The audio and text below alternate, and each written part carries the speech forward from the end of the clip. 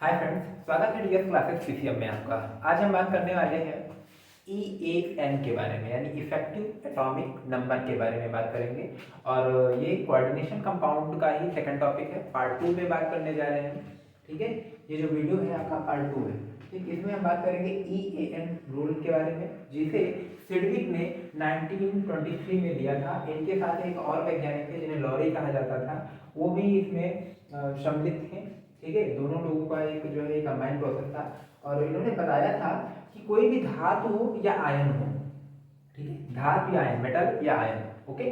अब उसमें क्या होता है, वो क्या करते हैं, इलेक्ट्रॉन युग्मदाता, यानी इलेक्ट्रॉन युग्म क्या होता है कि कोई डबल बॉन्ड, ठीक है, इलेक्ट्रॉन युग्मदाता परमाणुओं या समूहों से, ठीक है, संयोग करके वो क्या करते हैं, एक युग्मदाता, ठीक है, परमाणुओं या समूहों से संयोग करके अपने निकटवर्ती भारी अक्रिय गैस यानी नोबल गैसेस तत्व का परमाणु क्रमांक प्राप्त करने का प्रवृत्ति रखते हैं। ठीक है, अब क्या होता है, अक्रिय गैसें क्या होती हैं, आपने पढ़ा होगा पीरियोडिक टेबल में।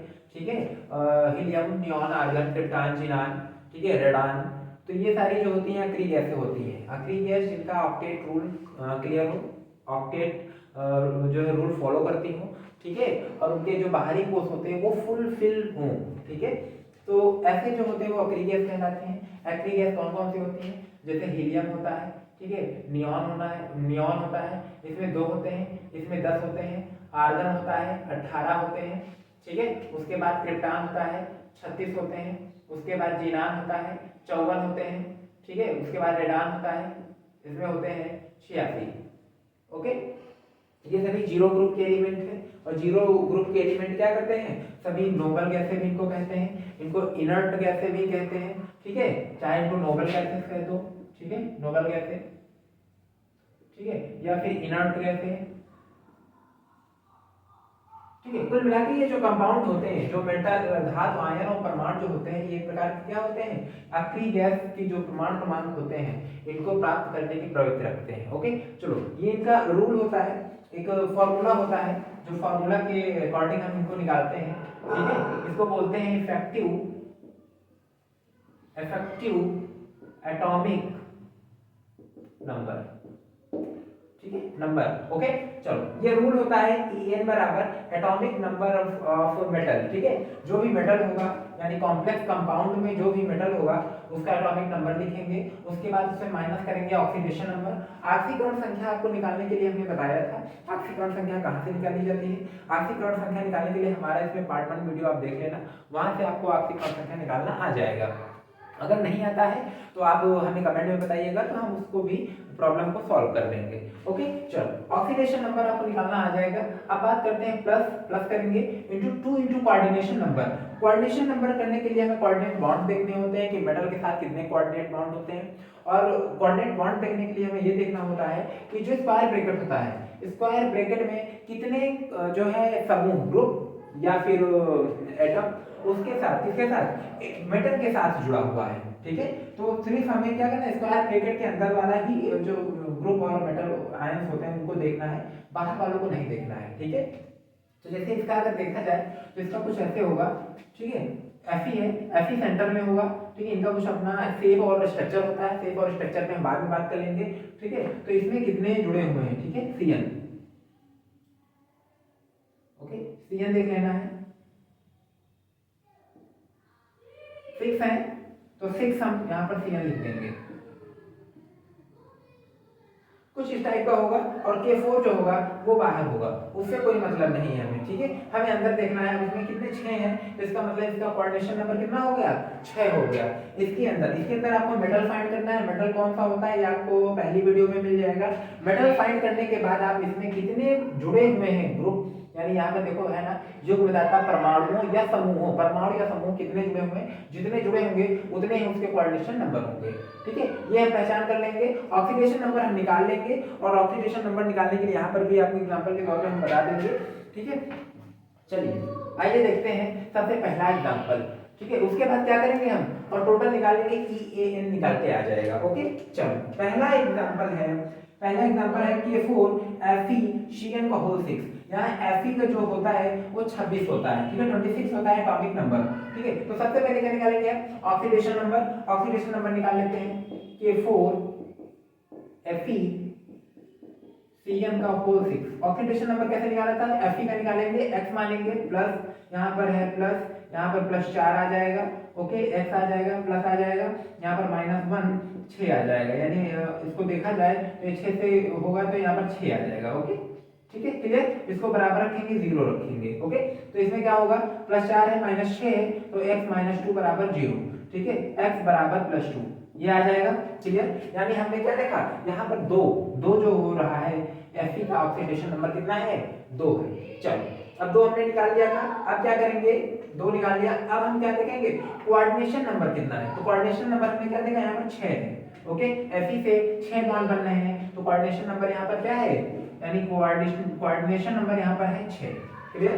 ऑक्सीडेशन नंबर क्या है, ऑक्सीडेशन नंबर 2 है, कोऑर्डिनेशन नंबर 6 है। चलो इसको हम कहाँ, फॉर्मूले में रख देते हैं, फॉर्मूले में रखेंगे तो यहाँ पर आपको दिख रहा होगा, तो एटॉमिक नंबर कितना होता है, 26 माइनस, यानी EAN बराबर 26 कहाँ से आया, ये एटॉमिक, इसका जो है क्या है, एटॉमिक नंबर है किसका, आयरन का, ठीक। 26 माइनस क्या है, ऑक्सीडेशन नंबर 2, ठीक है, -2, ठीक है। उसके बाद क्या करेंगे, +2 × 6 बराबर, ठीक है, यहाँ 12 हो जाएगा, ठीक है, 26 में से 2 जाएगा, 24 बचेगा, 24 और 12 कितने होंगे, 36, यानी अगर 36 आ गया, ओके।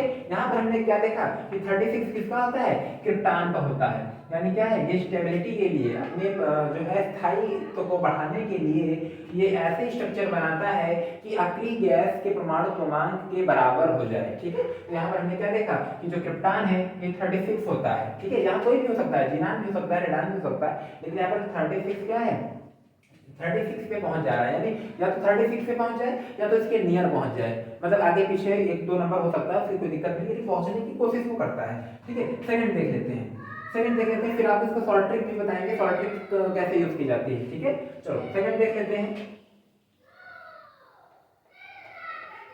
अब यहीं पर देख लेते हैं, कोई दिक्कत नहीं है। सेकंड नंबर पे हम देखेंगे 27 है, तो देखो CO है, NH3 है का होल 6 है, Cl3 है, तो ये हमने कल बताया था, ऑक्सीडेशन नंबर इसका हो जाएगा 0 हो जाएगा, तो यहाँ पे पूरा 0 हो जाएगा, ये -3 बचेगा, यानी 3 है ना क्लोरीन, तो -3 बचेगा, तो -3 उधर जाएगा तो +3 में आ जाएगा, यानी इसकी कोऑर्डिनेशन नंबर कितना, ऑक्सीडेशन नंबर कितना आ जाएगा, ऑक्सीडेशन नंबर आएगा 3, ठीक है। और अगर इसकी हम कोऑर्डिनेशन नंबर की बात करेंगे तो कोऑर्डिनेशन नंबर आएगा 6।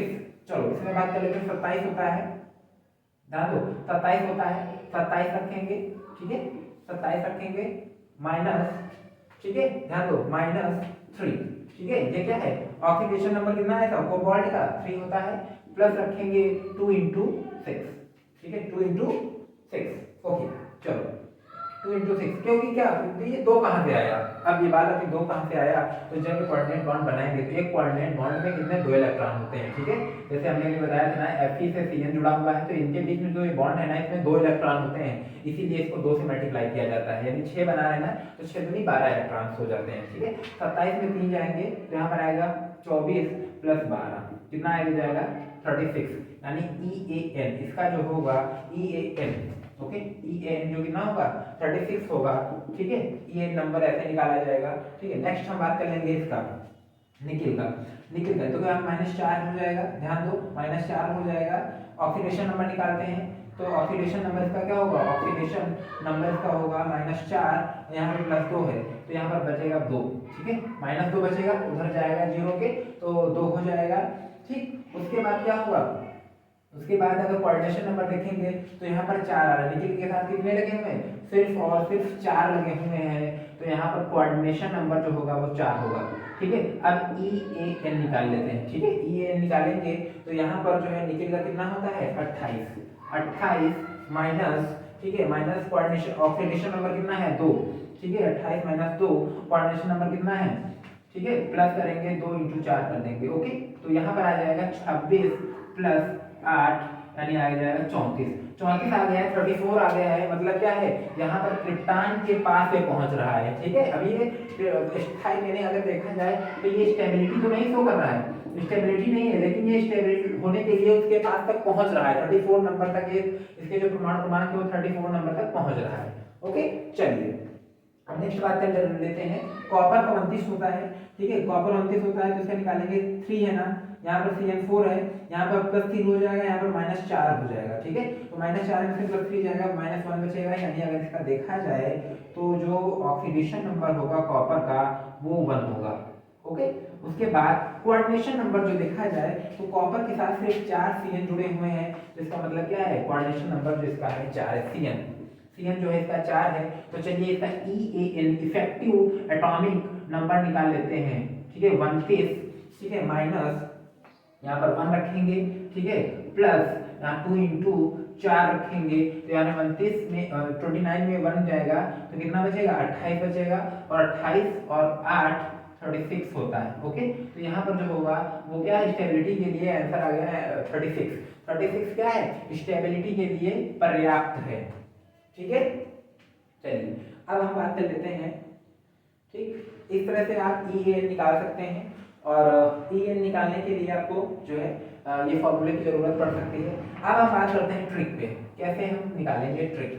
ठीक है, तो यहाँ पर देख लेते हैं टोटल ट्रिक पे बेस जो है, यहाँ पे कितना आया था, 36 बना रहा था, ये भी 36 बना रहा था, ये 34 बना रहा था, और ये 36 बना रहा था। ओके, चलो ट्रिक पे बात कर लेते हैं। डायरेक्ट हम कैसे पहचानेंगे, डायरेक्ट हम विदाउट फॉर्मूले से कैसे लगाएंगे, लेकिन जब आपके एग्जाम में EAN यानी इफेक्टिव एटॉमिक नंबर निकालना है तो आपको विद स्टेप बाय स्टेप आपको ऐसे करना है, यानी फॉर्मूले को रख करके ही करना है। लेकिन आप कैसे पहचानेंगे, ठीक है, कि किसमें कितने इलेक्ट्रॉन्स हो रहे हैं, तो चलिए बात कर लेते हैं। पहले वाले को देखिए आप, आयरन का कितना होता है, 26 होता है, 26 और 6 कितने होते हैं, 32 होते हैं, और 32 और 4 कितने होते हैं, 36 होते हैं। ठीक है, उसके बाद यहाँ देख लेते हैं कोबाल्ट के कितना होता है, 27 होता है, 27 में 6 जोड़ेंगे, ठीक है, ये तो 6 है ना, 6 जोड़ देंगे इनको, तो 27 और 6 कितने होते हैं, 33 होते हैं, 33 होते हैं, 33 में 3 और जोड़ देंगे, ये टोटल कितने हो जाते हैं, 36 हो जाते हैं। ओके, नेक्स्ट हम बात कर लेंगे, 2 है ये, 2 और निकल का होता है 28, तो 28 तो 30, और 30 और ये इसमें 4 ये जुड़े हुए तो 34 हो जाते हैं। ओके, तो चाहे ऐसे निकाल लो, चाहे डायरेक्ट शॉर्टकट तरीका अपना लो, ठीक है, लेकिन शॉर्टकट तरीका हर समय वेस्ट नहीं होता है, तो आप कोशिश करें कि आप रूल के अकॉर्डिंग ही काम करें, क्योंकि वहाँ पर आप जब आएगा तो वहाँ पर ऑक्सीडेशन नंबर भी आपको एक तरफ फाइंड करना होगा, दूसरी तरफ कोऑर्डिनेशन नंबर भी फाइंड करना आएगा, तो ये दोनों निकालेंगे, उसके बाद ये वाला रूल लगाएंगे। ठीक है, उसके बाद ये रूल लगाएंगे। नेक्स्ट वाला देख लेते हैं, 3 है, कॉपर कितना है, कॉपर जो है 32 है, और ये 4 कितना होता है, 33 होता है, 3 36 होता है, यानी ये भी क्लियर सही है। चलो, लेकिन क्या होता है, स्टेप बाय स्टेप जब आप करेंगे तो आपको मार्किंग जो होगी वो अच्छी मिलेगी। ठीक है, लेकिन अगर शॉर्टकट तरीका अपनाएंगे तो वहाँ पर आपके मार्क कट जाते हैं, क्योंकि आपके कुछ ना कुछ जो फॉर्मूलेज होते हैं उनके भी कुछ ना कुछ नंबर दिए जाते हैं। ठीक है, तो ऐसे करके आप जो है यहाँ पर EN रूल से आप आज EN यानी इफेक्टिव एटॉमिक नंबर निकालना सीख गए होंगे, मैं आशा करता हूँ। और अगर आपको ऑक्सीडेशन नंबर में कोई दिक्कत आ रही है तो आप जो है वहाँ पर चेक कर सकते हैं। कोऑर्डिनेशन नंबर हमने बता दिया है कि कोऑर्डिनेशन नंबर कैसे निकाला जाता है। एक और देख लीजिए, जैसे यहाँ पर है K2, तो यहाँ पर सबसे पहले बिग ब्रैकेट स्क्वायर ब्रैकेट बनाएंगे, यहाँ पर मेटल जो है सेंटर में रखेंगे, सेंटर मेटल एटम होता है। ठीक है, उसके बाद 4 जो है, ध्यान दो, CN लगाएंगे, ठीक है, 4 CN है, ऐसे करके हो जाएगा। और ये जो यहाँ पर है तीसरा वाला बना रहे थे K2 है, ये K2 यहाँ पर लगेगा। ओके, तो हमें क्या देखा, हमें कोऑर्डिनेट बॉन्ड देखो 4 दिखे ना, 4 दिख रहे हैं, 4 में प्रत्येक कोऑर्डिनेट बॉन्ड में 2 इलेक्ट्रॉन होते हैं। ठीक है, इसीलिए इसको 2 से मल्टीप्लाई किया गया था। ओके, ठीक, समझ में आ गया ना, तो कोऑर्डिनेशन नंबर भी निकालना आ गया, ऑक्सीडेशन नंबर भी निकालना आ गया, उसके बाद ये रूल रख देंगे ये वाला, उसके बाद तुम्हारा क्या आ जाएगा, इफेक्टिव एटॉमिक नंबर आ जाएगा। आशा करते हैं आप लोगों को ये वीडियो समझ में आया होगा। ठीक है, अगर आपको नहीं समझ में आ रहा है तो आप फिर से हमें कमेंट में बता सकते हैं, और वीडियो को शेयर करना ना भूलें, चैनल को सब्सक्राइब करना ना भूलें। ठीक है, और इसी के साथ ये वीडियो समाप्त होता है, मिलते हैं नेक्स्ट वीडियो में, धन्यवाद।